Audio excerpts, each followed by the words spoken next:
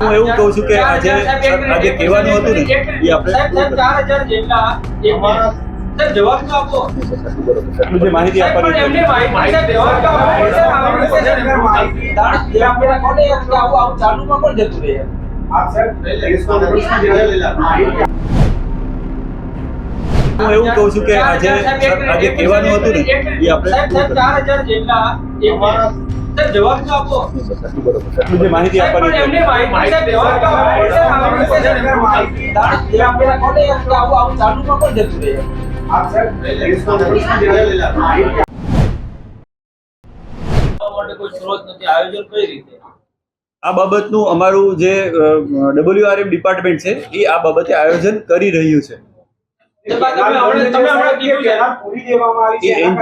એ engineering વિભાગ આ કામગીરી કરવા માટે સક્ષમ છે ને અત્યારે આયોજનની કામગીરી કેવી રીતે આયોજન કરવું, કેમ કે આપણું આયોજન લાંબુ છે એટલે અત્યારે એ લોકો આયોજન કરી રહ્યા છે. આયોજનની અંદર જો વાત કરવામાં આવે તો અંદાજિત જે પ્રથમ તબક્કાની અંદર જે કામગીરી થઈ કેટલા મકાનો તોડી પડાયા છે, કેટલા મકાનોનું લિસ્ટ હજી છે જે તોડી પાડવાની કામગીરી આગામી સમયમાં થનાર. આપે બહુ સારો પ્રશ્ન પૂછ્યો. આ બાબતે સર્વેની કામગીરી પણ આજથી જ શરૂ કરી દેવામાં આવી છે બપોર પછીથી, કે ખરેખર હવે આપણે કામગીરી કેટલી બાકી છે એના માટે. અમદાવાદના ચંડોળા વિસ્તારમાં અંદાજિત 8000 જેટલા મકાનો હોવાનું ખુદ તમારો વિભાગ ખુદ કોર્પોરેશન સ્વીકારી રહ્યું છે. 4000 રૂપિયાની ઓલરેડી વિગતો સામે આવી ચૂકી છે. હવે કયા આંકડા છુપાવવાના છે કે જેટલી તમે કર્યા છો કઈ પૂરતા આંકડા છુપાવવાના નથી, એવું આશય છુપાવવાનો બિલકુલ આશય નથી. સર્વેની કામગીરી એટલા માટે કરીએ છીએ કે જો આપણે ઈચ્છીએ તો છીએ કે લોકો સ્વેચ્છાએથી પોતાના આ જે ગેરકાયદેસર મકાનો છે એ ખાલી કરે, પણ ધારો કે ન કરે તો કઈ જગ્યાએ કેટલું દબાણ છે, કેટલા વ્યક્તિઓ રહે છે, એના માટેનું સર્વે. બાકી બીજું કોઈ સર્વેનું એટલે કે સર્વે તો આપણે લગભગ આંકડા 12000 થી 14000 કે 15000 ની આસપાસ છે એવી તો ખબર જ છે. હવે હું એવું કહું છું કે આજે કહેવાનું હતું ને એ આપણે 4000 જેટલા જવાબ તો આપો. એટલું જે માહિતી આપવાની એમને માહિતી જવાબ તો આપો. જે આપણે કોને આવું ચાલુમાં પણ જતું રહે.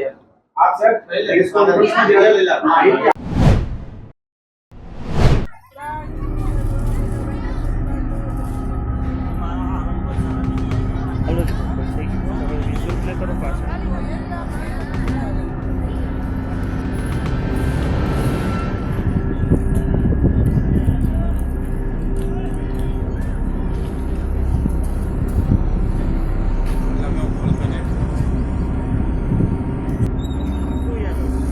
ઓફિસ તો કોર્પોરેશન જ આવીને હું ત્યાં જ જઉં છું. બેહીને આરામ યાર.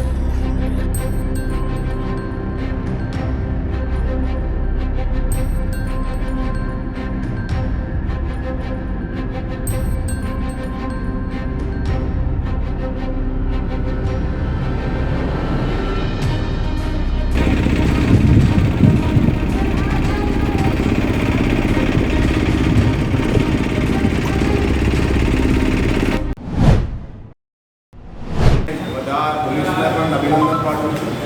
અને કોઈ પણ એના ઇન્સિડન્સ બન્યા વગર એટલો મોટો ડિમોલિશન પૂર્ણ થઈ ગયું.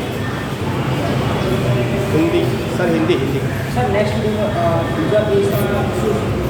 બીજા ફેઝનો અત્યારે બધી ચર્ચા વિચારણા કોર્પોરેશન તરફથી જે ડિસિઝન આવશે આપણું કામ કાયદો અને વ્યવસ્થા જાળવવાનું છે. અને એમાં હું કહેવા માગું છું કે પોલીસની જે ઇફેક્ટિવનેસ છે એ ખૂબ જ વ્યવસ્થિત છે. કોઈ લો એન્ડ ઓર્ડર હાથમાં લેશે તો પોલીસ કડક રીતે કાર્યવાહી કરશે. જે કોઈ હોય એને શાંતિથી રહે. અને આ બોન્ડ બાબતે તો સુપ્રીમ કોર્ટનો સ્પષ્ટ ઇન્સ્ટ્રક્શન છે, ઓર્ડર છે કે હિન્દુસ્તાનના કોઈ પણ તલાબના કોઈ એન્ક્રોચ કરી શકે નહીં, એવું સ્પષ્ટ ડાયરેક્શન છે. તો એ જે ડિસિઝન જે પણ કોર્પોરેશન તરફથી લેવામાં આવશે એ પોલીસ આપણા બંદોબસ્ત વ્યવસ્થિત આપશે. સર અહીંયાથી જે નીકળી ગયેલા છે આજે આપણે મ્યુનિસિપલ કમિશનર શ્રી સાથે અને એની ટીમ સાથે આખા એરિયા આપણે ફરી લીધા, જોઈ લીધા. અને એને પણ જોઈ લીધા છે. હવે આગળ જે કંઈ નિર્ણય ફેઝ 2 માટે જે લેશે એ રીતે આપણે કાર્યવાહી લોન ઓર્ડર માટે કરવામાં આવશે. સર, ચંડોળામાંથી કેટલાક અસામાજિક તત્વો છે ગણેશનગર ગયા છે, ત્યાં વસાહતો થઈ રહી છે એવું સામે આવ્યું છે. देखो चंडोलाમાં એવું છે કે પહેલાં પણ જે મેં કીધું કે 95 બાંગ્લાદેશી 2009માંથી પકડાયા હતા, ખાસા ડિમોલિશન થયા. એમાં 329 ડ્વેલિંગ્સ છે જેમાં 1800થી ઉપર લોકો રહેતા હતા. એમાં એક મદરસા અને એક સ્કૂલ એ પણ બધા ડિમોલિશ 2009 થયા હતા. એમાં રેકોર્ડ જોયા ત્યારે હું જ અહીંયા સ્પેશિયલ બ્રાન્ચમાં હતો અને અત્યારે પણ ખાસા ડિમોલિશન બહુ મોટા પાયે થયા છે. એ ડિમોલિશન કર્યા પછી એ લોકો ફરી આવીને ફરી નહીં બનાવે એ માટે પણ કોર્પોરેશન તરફથી કદાચ રેડિંગ અને એની કાર્યવાહી પણ કરવામાં આવશે. આ જે બાંગ્લાદેશીઓ જે પકડવામાં આવે છે એનો એક પ્રોસિજર હોય છે. એમાં જુદી જુદી ઇન્ટેલિજન્સ એજન્સી છે. એમાં સેન્ટ્રલ ઇન્ટેલિજન્સની એજન્સી આપણી આઈબી છે, રો છે, બીજા આર્મીની ઇન્ટેલિજન્સ છે, એરફોર્સ, નેવી, ઇન્કમટેક્સની ઇન્ટેલિજન્સ છે. ઘણી બધી ઇન્ટેલિજન્સ એજન્સીઓ એ લોકોને ઇન્ટેરોગેટ કરે છે. પછી ઇન્ટેરોગેશન પછી અમને અહીંયા ગુજરાત સરકારને પ્રપોઝલ મોકલીએ, ફરી દિલ્હી મોકલીએ, ફરી ડિપોર્ટેશનની કાર્યવાહીનો ઓર્ડર ત્યાંથી થાય છે.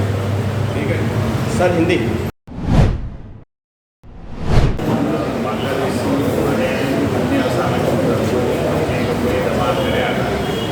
એની બાબતે પોલીસના રિપોર્ટના આધારે મ્યુનિસિપલ કોર્પોરેશન અને પોલીસ સરકારને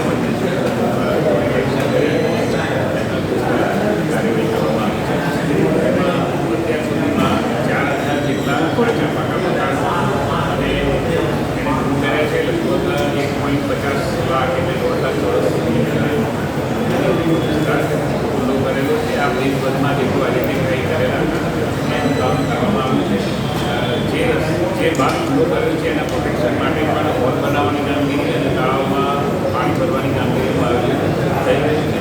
ફેઝ 2માં પણ મ્યુનિસિપલ કમિશનર સાહેબે અત્યારે મને પોલીસ કમિશનર સાહેબ સાથે પણ ઠરાવ લીધો છે અને એ બાબતમાં જે રીતે આગળ કાર્યવાહી થશે એ પ્રકારે પોલીસ અને મ્યુનિસિપલ કોર્પોરેશન સાથે કાર્યવાહી. સર, ફેઝ 2 ક્યારે ચાલુ થશે? સર્વેની વાત કરવામાં આવી રહી છે, સર્વે કરવામાં આવશે, કેટલો સમય લાગશે આ બધી કામગીરીમાં? એ નક્કી થશે અને આપણી સાથે સર, એક બીજી બાબત છે, જે મકાનો હતા તે ટોરેન્ટનું કનેક્શન સાથે કોર્પોરેશનના એમ્સના થાંભલા પણ ત્યાં હતા અને કોર્પોરેશન ત્યાં લાઇટ પૂરી પાડી છે ગેરકાયદેસર બાંધકામની જગ્યાએ.